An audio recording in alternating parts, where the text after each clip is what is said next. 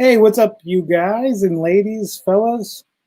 Merry Christmas. It's December 26th. Hopefully, y'all got some sleep and we're able to get everything that you were hoping for and had a great time with family, friends, and made some good memories in spite of a absolutely crazy year. I think that's probably understatement. Let me see if I can get a couple things going here. Let me just check with a couple logistics here as we are getting things rolling. I'm going to switch. Hopefully that's better.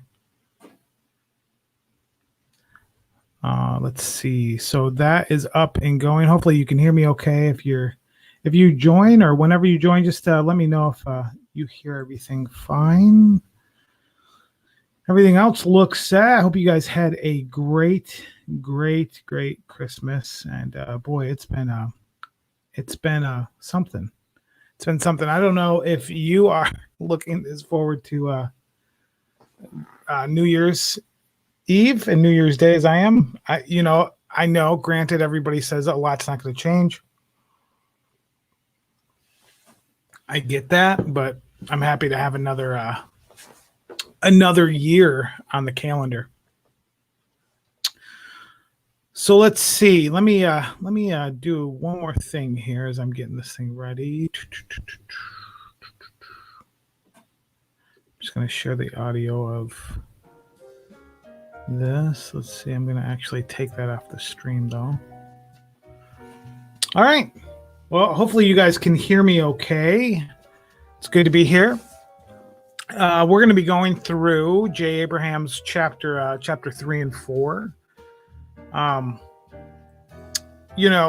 Actually, I pulled up some old Jay stuff this past week on just how to ask good questions. He has this video series. Actually, it's just like one long clip. And in the clip, he really talks about the need to ask really good questions.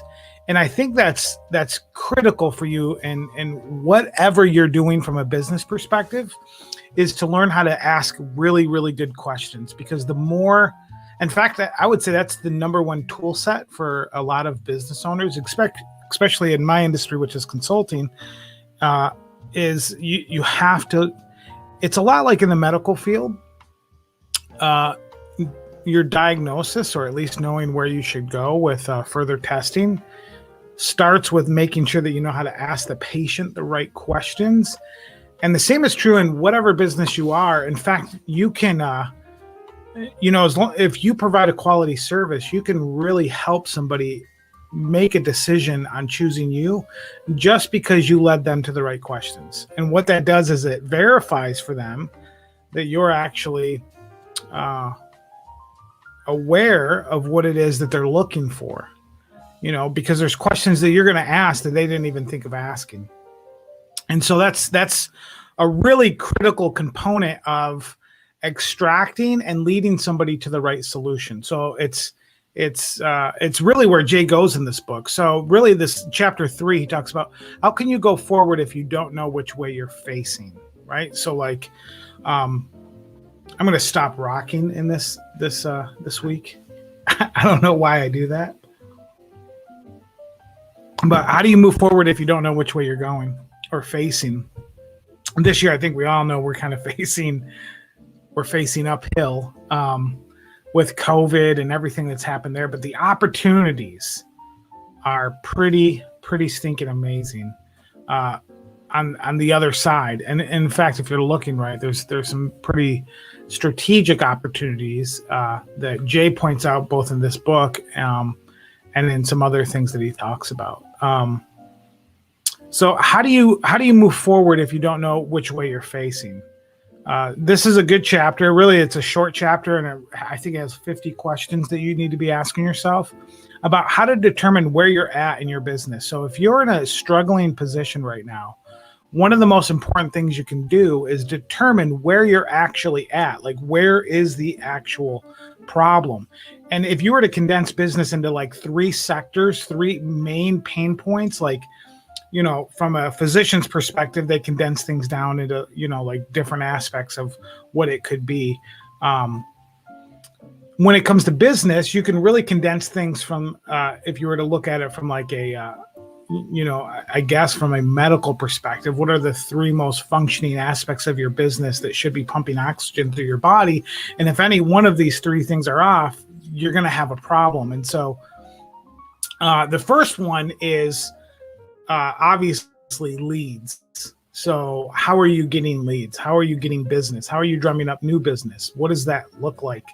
And if that's not happening, if there's not situational awareness or brand awareness or exposure or lead generation or the different aspects of that, if you're not getting a lot of leads to convert, maybe you're converting a big portion of them, you're just not getting a lot of them. That's the first area that you're going to want to look at that needs to be addressed, because you should be having a bigger flood of leads. And so that's the first area that I would ask anybody to look at when I'm looking at their business and I'm trying to extract where the pain point is, because in each one of these main areas, there's all these little micro aspects that you need to then drill down and understand better. The second area would be the conversion area, right? So this would be like your sales, conversions. When you get the lead in, are you nurturing them to the point of a conversion? Are you converting them right away? What happens to your dead leads, the ones that you don't convert? A lot of people just throw those away. Really, that comes down to a nurturing aspect. How do you nurture them so that when they are ready to buy, you're top of mind? So that's the second part. Let's say you've turned on the lead aspect and you're actually getting the leads. And then the second part is you're not converting them. You're just not. There's not a transactional aspect to that. And so you really do need to determine, how do I fix that? How do we increase our conversions? How do we train our sales team better?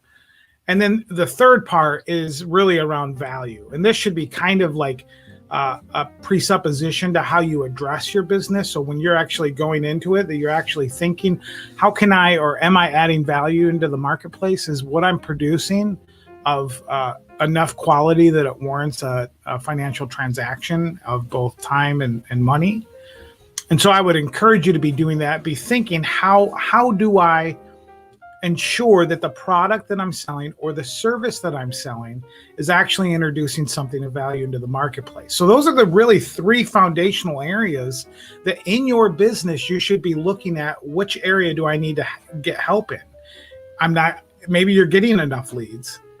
In fact, you can look at it like, I think it was Sam, I forget his last name. It's been a while since I've watched him, but Sam, I don't know, great guy, consulting.com, has some great resources.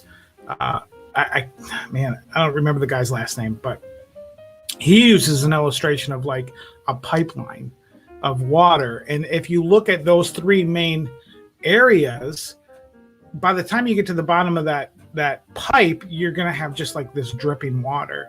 And what you have to do is figure out, where is the blockage in the pipe, or where do I need to turn on the volume of water going through the pipe so it's not just dripping on the end. And so those are the three areas that are really powerful for you to just kind of autonomously set aside and look at as individual areas. Dean Jackson uses the before, during, and after units, which is kind of another way to examine that, like what happens before, what happens during, what happens after. But there's some micro aspects to that as well that I won't get in today. But that's really where Jay's going in chapter 3.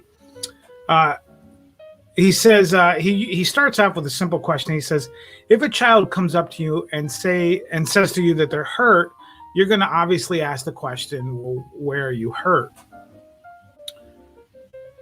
And he says, why don't we do that in business? So, a lot of people will obviously be, saying that there's a problematic situation in their business that needs to be fixed, but they don't take the time to back up and determine where is the problem at. And so if you look at those three quadrants and begin to examine which one of those areas needs the adjusting, Typically it's the first area, but let's just say it could be in any one of those areas.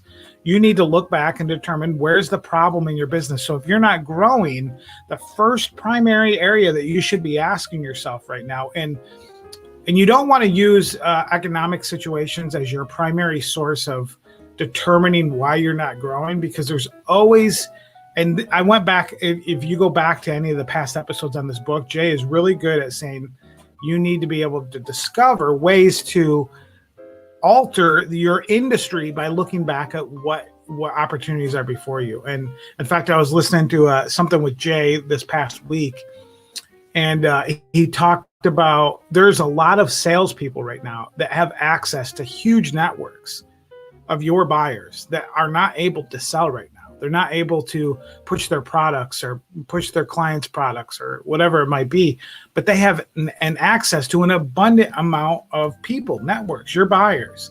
And if you could have a strategic relationship with one of those key salespeople, you could create a JV agreement and have some very powerful return on your investment. So you could also be thinking, when you're thinking of the people you're trying to sell your product or service to, who has access to my buyers? And sometimes it's somebody in another industry selling another product to your buyers that if you have that relationship with, you can instantly have access to all your buyers. Again, like there are some foundational things. Again, Jay is really big with like thinking about things outside of the box, and some of the outside of the box strategies are really like obvious as dirt when you look at them. Like when you think through, like, of course I should have been having this relationship. Of course I should have been courting this other company that's selling another part of the component that I'm already trying to sell, but we don't compete. But they have a budget that's, $5 million over my budget. So they're already paying to acquire the customers that I need. So instead of me trying to pay to reacquire those same customers, why don't I just have a relationship with that vendor and give them a portion of my sales? And instantaneously, you're going to notice a dynamic, dimensional, explosive change in your business. And so you have to start with asking the right questions. Why don't we do that in business? Jay, again, Jay highlights this. He says in one video I was watching, just in preparation for this, I had to go back and try to find it. You could tell he was a little agitated. Man, I don't know why I'm just prone to spin. So I'm working on that. In one of Jay's episodes, you can tell he's frustrated with the questions that are being asked because they're not benefiting the group. Instead, they're more specific. But he says, when you get access to an expert, ask great questions because you don't get access to experts very often. And I would say in your business, you don't have a lot of seasons of asking the right questions as to what's going wrong in my business. I mean, we have some, and they're hard and they're tough, but it's really important that we utilize those tough seasons to ask hard questions, both of our business and of ourselves. And there's a lot that you can learn. There's a lot that I've learned from those seasons that has changed the way that I move forward. The rest of this chapter 3, Jay really goes into 50 questions you need to ask yourself when looking for your foundation. I'm obviously not going to go through all 50. I'd like to cover a couple of them. One is, have you ever tried selling a list of your unconverted leads to your competitor? I'm going to tape this chair down so next week I don't spin. Have you ever tried to sell a list of your unconverted leads to your competitor? And so this really goes, there's a lot of people that are just have leads that just kind of fall through the crack and they can't convert. They're not their kind of client. Trying to find a relationship with people that you actually, you don't have any need for this client, but maybe somebody else does. Typically, that's the case. Typically there's a competitor who, even though the margins on that transaction is much smaller because they're starting. Now, again, like there's a fear of like feeding your competitor, and it really depends on like what your position is in the market, what's unique about you. Maybe you don't have enough leverage to actually just be doing that, but maybe the competitor is in another geographical area that will never compete with you. But there's still a benefit to how that transaction can work. So that's an important question. Like, what are you doing with the leads? And all of this assumes some other things, which is the next question. These aren't in order. I just pulled out a few that I think are important. He says, how do I capture the names, addresses, phone numbers, and I'll add email addresses of my prospects? I cannot stress how important this is. I cannot stress, like, this is the most foundational, necessary component of any business's future, because let's assume for a minute that your problem is lead acquisition. So you're just having a really difficult time trying to acquire leads. Once you turn on those channels, you're going to have more leads come in, and you're just going to be dropping them left and right. The problem is you pay to acquire the lead, and the lead may not be ready to convert today. And in fact, most leads are not ready to convert today. It's something like 75% of leads are going to be converting over depending on how well your service is ran, but they're going to convert somewhere within the next 6 weeks to 18 months. So if you're just focusing on the 15% that are ready to sell today, you're not going to capture 100% of that 15%. But the point is, 15% of the leads that you're going to capture are ready to buy now. All the rest are going to convert later. But if you have no way to nurture that lead, there's no telling where they're going to go. And there's actually no telling what advertisement or marketing strategy you used originally converted them. So your cost per acquisition, the amount of money that you're spending to acquire a lead, can look really expensive unless you're tracking this. So unless you have a way to indicate what campaign, this goes back to the need for direct response marketing, which is really scientific marketing. Unless you have a way to indicate how that lead came in originally, you'll never know what it was that worked, that acquired the lead, because the time frame by the time they convert was so long, you have no idea. You could even mark it up as a recent marketing campaign, but in reality, they actually interacted with your brand 18 months ago. So this question is just absolutely critical to your scalability and future growth. This is one where without this, you're just going to have unproportionate components to measure your success, and scalability is really difficult without this. So I say all that to say, are you capturing those leads? Do you have that kind of information to capture those leads? He says, another question. Let's see, this will be my last one. I only pulled out 3. If you have any questions too during any of this, feel free to drop them in there. I hope you can hear me okay. What is the biggest client complaint about my company? Now, I'll add in here, this is a way to get some strategic footholds early on, is what is the biggest complaint about my competitor? So if you don't have a lot of reviews, let's say you don't have a lot of interaction of people that have left your business, maybe you're actually converting really well. We've got clients that, they're just amazing. They've literally, there's a few of them that haven't lost a client unless like death happened or something drastic, but they're providing such great service that people stick around.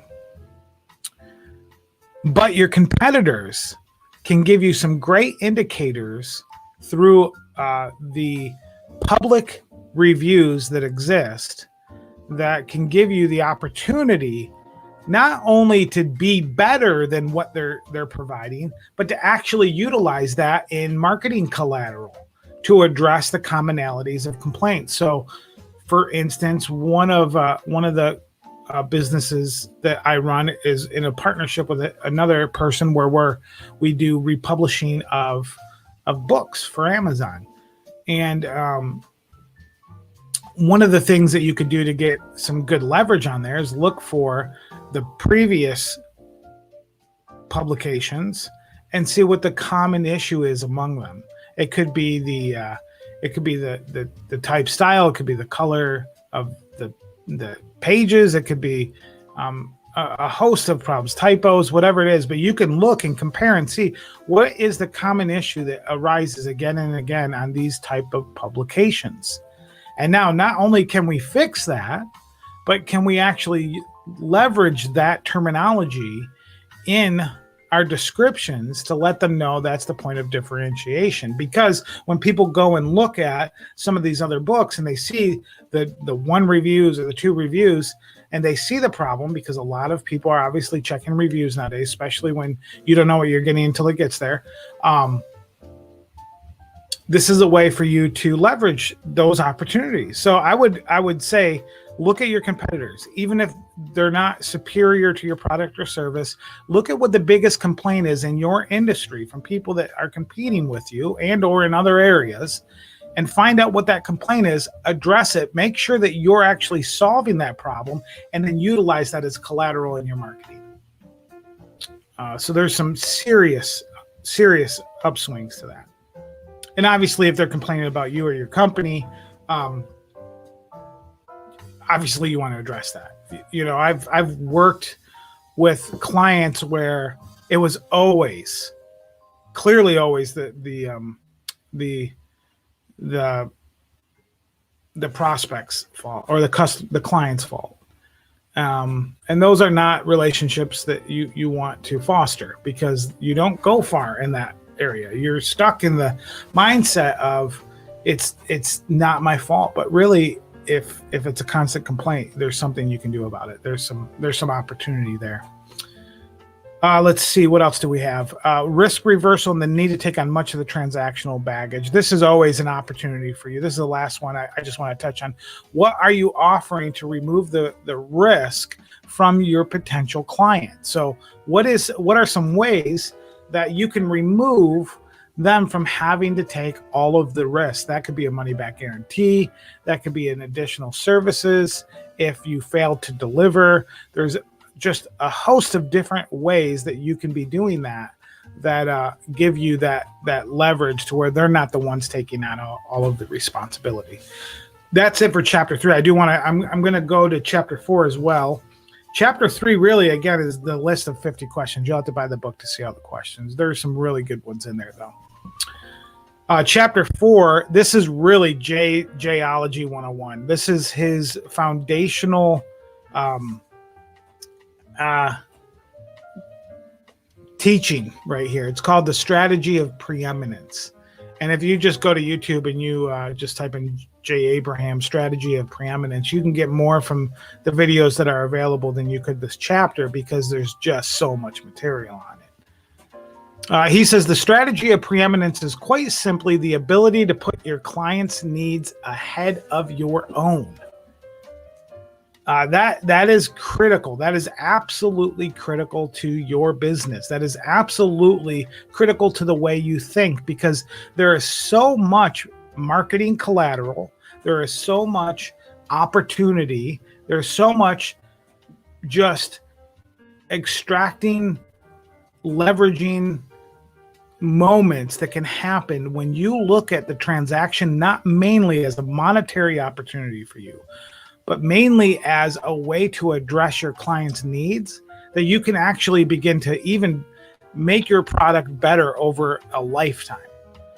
And so, you know, basically what he wants to do is he wants to put the responsibility on you, not only to ask the right questions, find the right solutions, but to put their needs ahead of your own. And when you do that, you actually create a product that your client may not even want, or provide a service that your client may not even have, let me clarify, not known that they wanted. So what they're coming to you for isn't really what they wanted, but as you listen to the problems and you put their needs ahead of your own, and you're not just looking for the transactional value of the relationship, you can then find out what it is that they're really wanting. Because typically it's not the reason they come to you. I'm sure doctors say this all the time, you know, that you're going to them. And again, like, marketing is human psychology. Like, it's the study of human psychology and understanding how the brain works. and providing the right solutions for the right person, not marketing manipulation. You don't want to be on that like tacky side of things, but you want to be able to find out, how can I help this person extract from themselves what it is that they're looking for. The famous quote is Henry Ford said something like, if I had given people what they asked for, it would have been a faster horse, right? Like that's the kind of thing that I think Jay is going for here. Like, it's not just building what they want, it's actually caring about them enough to extract from them what it is that they're actually in need of, and then provide that. And so you can actually be better as a service provider when that becomes your predominant mindset, which is putting your clients' needs above your own. The art form here isn't your ability to just put their needs ahead of your own, but learning how to find out what their real needs is in the first place. So that's where the art of business comes in. And this goes to even just commodity-driven products.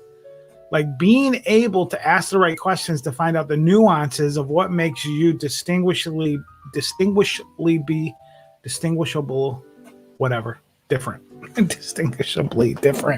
Sorry about that. Sometimes that actually means turning down business. I mean, I've had, I used this example back in a couple episodes ago where I talked about that you need to turn down. Sometimes people in the web design world would come to you for a new website, or come to me for a new website, but that isn't actually what they needed. What they needed was more leads. And they figured prettying up the website would do that, which isn't necessarily the case, and often it isn't the problem. So a lot of people say you should start with being passionate about your product or service. I think it's important, but Jay stresses the need to become passionate about your clients and shifting your mindset to doing that. So there is a point in which, as you're thinking of your product or service, that you need to be passionate about it. You need to obviously be pushing for making it better and more high quality and a better customer journey. All of those are important, but they're tool sets. They're tool sets that need to be revisited on a regular basis. But as a business owner or somebody that's in the marketing field and you want to grow your company or your client's company, another tool set that you're going to need is the need to become passionate about your client. Now that doesn't mean you just put down the other tool set, which is the perfecting of your product or service, but there are seasons in which you need to categorically change your focus, pick up another tool set. And one of those tool sets that shouldn't leave the table is to be passionate about your customer. Now, Jay uses the phrase in love with your product or service. I don't personally prefer that. I think it's a little awkward. I don't want to necessarily be in love with my clients. I want to be passionate about their success, though. Jay says the strategy of preeminence is really the understanding and having the utmost respect for human nature. People are coming to you for solutions. Somebody that comes to get a drill, the old adage, somebody comes to buy a drill to put a hole in their wall so they can hang a picture. They're not really looking for a drill. What they want is a 3-inch diameter hole in their drywall. And the better you can understand that, the better you can position the product or service that you're selling them. To put it another way, marketing is about the study of human psychology. I can't stress that enough. The more that you're seeking to understand human psychology, and not from a manipulative perspective, but from trying to understand what it is that somebody's looking for and providing that service to them, is really critical to your future and the future of your business or your clients. Because at the end, you aren't selling stuff, you're providing solutions. In fact, the thing that pushed me over the edge to start Grafted In, I started back in the day I got my business license, and for the name was July of 2014. And I was listening to old Pat Flynn episode. I haven't listened to him in years, but it was in early 2014. It was like episode 162, I want to say. And I remember this guy talking about how he was building software for the sole intention on providing solutions for people. And he stressed the need that I'm in the solutions business. I'm not in the software business. And it was the thing that pushed me over the edge to go, yes, that is what I want to provide. I want to be a solutions provider, not simply a product or service provider. So that is to say that you and I are in the business of providing solutions to problems. And the better you get at asking questions and the more passionate you get about your customer, the better your questions are going to be, which will lead both you and your customer to the end, which is your product or service, assuming that you're trying to build it to be great. So that's a condensed version of chapters 3 and 4. And chapter 4 was titled Your Business Soul, the Strategy of Preeminence. So that's the soul. I don't think I said the title. So that's really it. I think, the focus is providing value. And then let's see, next chapter is breaking even today, break the bank tomorrow. And that's going to be an interesting chapter that I'll have some personal opinions on and some good stuff to cover from Jay. If you have any questions about what's going on in your business, do not hesitate to drop those in the chat. If you know out of those 3 areas that we covered, one area that you're struggling in, you could drop the industry, you can drop the service or where you find the problem, and I'd be more than happy to suggest some solutions on the fly, both today and in future episodes. So I'll be asking that every time that we're going live. Feel free to share this. Don't forget to hit subscribe. That's all I got for today. It's good to have you all. I hope you had, again, a wonderful, wonderful Christmas and a great holiday. And we will, if I don't see any questions, we're going to go ahead and end this, and I will see you all next Saturday, 9 a.m. Eastern, to go over chapter 5, 6, and 7. So we're going to get through a lot next week. So it'll probably be closer to 45 minutes. So anyway, that's all I got. Hope you guys are doing great and have a great weekend ahead of you. And we will, I'll catch you on the other side.